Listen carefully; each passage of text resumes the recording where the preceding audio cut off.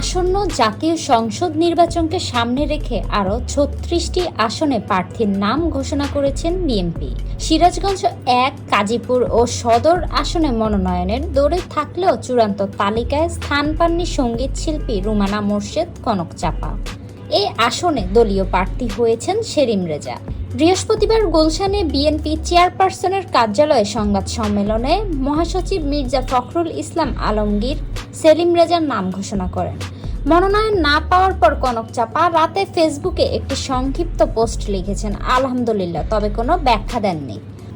সঙ্গীতের পাশাপাশি দলীয় রাজনীতিতেও সক্রিয় কনক চাপা সিরাজগঞ্জ ১ আসনে দ্বিতীয়বার লড়তে পারেন এমন আলোচনা ছিল। ২০১৮ সালের নির্বাচনে তিনি এই আসনে বিএনপির মনোনয়ন পেয়েছিলেন এবং আওয়ামী লীগ নেতা মোহাম্মদ নাসিমের বিরুদ্ধে প্রতিদ্বন্দ্বিতা করেন। প্রচারণায় বাধা পাওয়ার অভিযোগে সে সময় তিনি বগুড়ার সংবাদ সম্মেলনও করেছিলেন।